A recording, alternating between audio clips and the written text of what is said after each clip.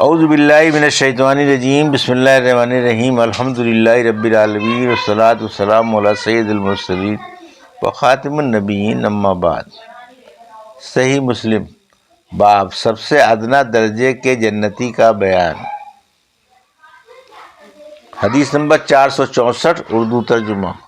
ابو سعید خدری رضی اللہ عنہ سے روایت ہے، رسول اللہ صلی اللہ علیہ وسلم نے فرمایا، سب سے کم درجے کا جنتی وہ ہے جس کا منہ اللہ تعالیٰ جہنم کی طرف سے پھیر کر جنت کی طرف کر دے گا اور اس کو ایک درخت دکھاوے گا سایہ دار۔ وہ کہے گا، اے رب میرے، مجھے اس درخت کے پاس لے جا، اس کے سائے میں رہوں گا۔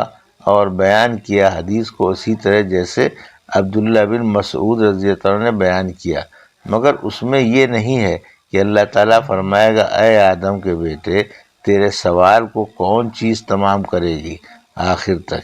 اتنا زیادہ ہے کہ اللہ تعالیٰ اس کو یاد دلائے گا، فلاں فلاں چیز کی آرزو کر، یہاں تک کہ جب اس کی سب آرزویں ختم ہو جائیں گی تو اللہ تعالیٰ فرمائے گا، تو یہ سب لے اور 10 حصے اس سے زیادہ لے۔ پھر وہ اپنے گھر میں جائے گا اور حوروں میں سے دونوں بیویاں اس کے پاس آئیں گی اور کہیں گی، شکر خدا کا جس نے تجھ کو جلایا ہمارے لیے اور ہم کو جلایا تیرے لیے۔ پھر وہ کہے گا، کسی کو اللہ نے اتنا زیادہ نہیں دیا جتنا مجھ کو دیا۔ حدیث نمبر 465، اردو ترجمہ۔ مغیرہ بن شعبہ رضی اللہ عنہ سے روایت ہے، وہ کہتے تھے، رسول اللہ صلی اللہ علیہ وسلم نے فرمایا، حضرت موسیٰ علیہ السلام نے اپنے پروردگار سے پوچھا، سب سے کم درجے والا جنتی کون ہے؟ اللہ تعالیٰ نے فرمایا، وہ شخص ہے جو آئے گا سب جنتیوں کے جنت میں جانے کے بعد۔ اس سے کہا جائے گا، جنت میں جا۔ وہ کہے گا، اے رب میرے، کیسے جاؤں؟ وہاں تو سب لوگوں نے اپنے اپنے ٹھکانے کر لیے ہیں اور اپنی جگہیں بنا لی ہیں۔ اس سے کہا جائے گا، کیا تو راضی اس بات پر کہ تجھے اتنا ملک ملے جتنا دنیا کے ایک بادشاہ کے پاس تھا؟ وہ کہے گا، میں راضی ہوں اے رب میرے۔ حکم ہوگا، جا، اتنا ملک ہم نے تجھے دیا اور اتنا ہی اور اتنا ہی اور اتنا ہی اور اتنا ہی اور۔ 5ویں بار میں وہ کہے گا، میں راضی ہوں اے میرے رب۔ اللہ تعالیٰ فرمائے گا، تو یہ بھی لے اور 10 حصے اس سے زیادہ لے، اور جو تیرا جی چاہے اور جو تجھے بھلا لگے دیکھنے میں وہ لے۔ وہ کہے گا، میں راضی ہو گیا اے رب میرے۔ پھر حضرت موسیٰ نے پوچھا، سب سے بڑے درجے والا جنتی کون ہے؟ اللہ تعالیٰ نے فرمایا، وہ لوگ ہیں جن کو میں نے خود چنا اور ان کی بزرگی اور عزت کو میں نے اپنے ہاتھ سے جمایا اور اس پر مہر کر دی۔ کسی آنکھ نے نہیں دیکھا، نہ کسی کان نے سنا، نہ کسی کے دل پر گزرا، جو ان کے لیے تیار ہے اور اس کی تصدیق کرتا ہے جو کلام اللہ میں ہے۔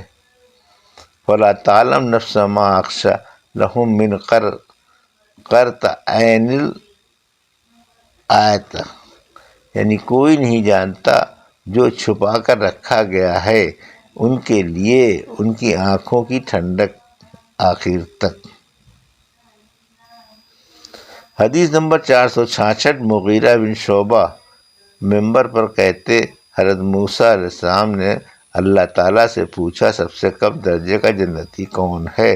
پھر بیان کیا حدیث کو اسی طرح جیسے اوپر گزری۔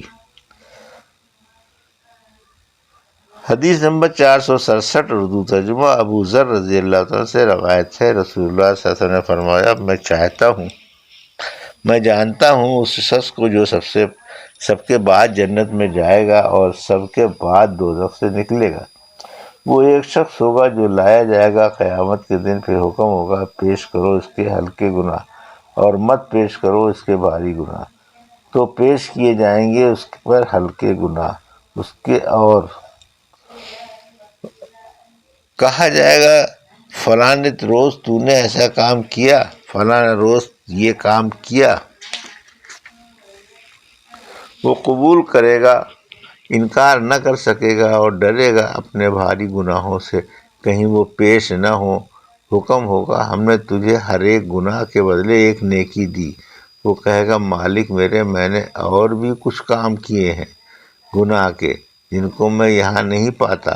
راوی نے کہا میں نے دیکھا رسول اللہ صلی اللہ علیہ وسلم کو آپ ہنسے یہاں تک کہ آپ کی داڑھیں کھل گئیں۔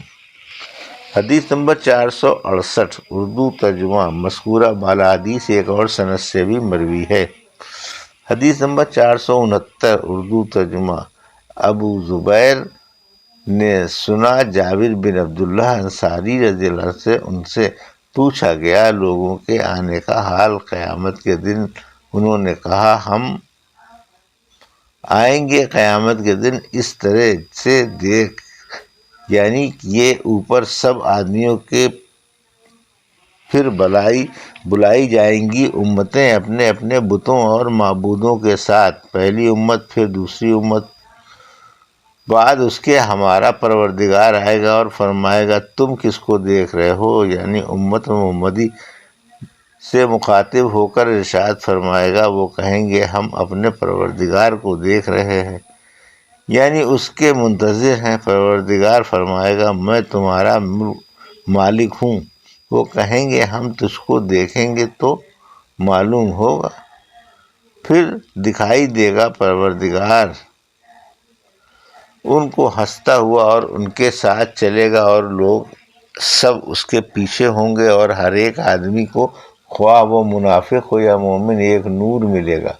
لوگ اس کے ساتھ ہوں گے اور جہنم کے پل پر آنکڑے اور کانٹے ہوں گے، وہ پکڑ لیں گے جن کو خدا چاہے گا۔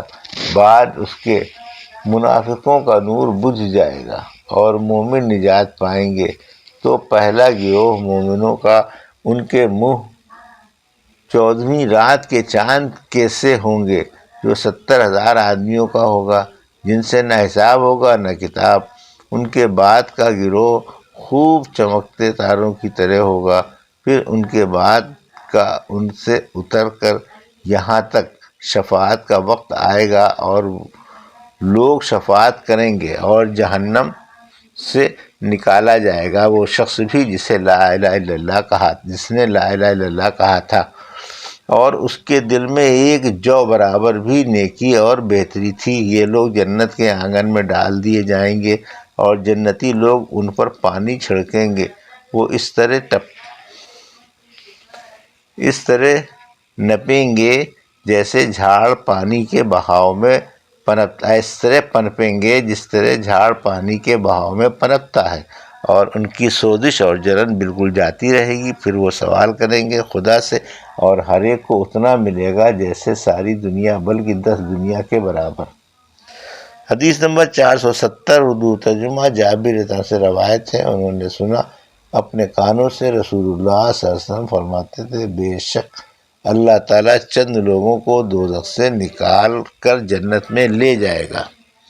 حدیث نمبر 471 اردو ترجمہ۔ حماد بن زید سے روایت ہے کہ میں نے عمرو بن دینار سے پوچھا کیا تم نے سنا ہے جابر بن عبداللہ رضی اللہ عنہ کو حدیث بیان کرتے ہوئے رسول اللہ صلی اللہ علیہ وسلم سے کہ اللہ تعالیٰ کچھ لوگوں کو جہنم سے نکالے گا شفاعت کی وجہ سے؟ انہوں نے کہا ہاں سنا ہے۔ حدیث نمبر 472 اردو ترجمہ۔ جابر بن عبداللہ رضی اللہ عنہ سے روایت ہے رسول اللہ صلی اللہ علیہ وسلم نے فرمایا کچھ لوگ جہنم میں جل کر وہاں سے نکلیں گے اور جنت میں جائیں گے، ان کا سب بدن جل گیا ہوگا سوائے منہ کے چکر کے۔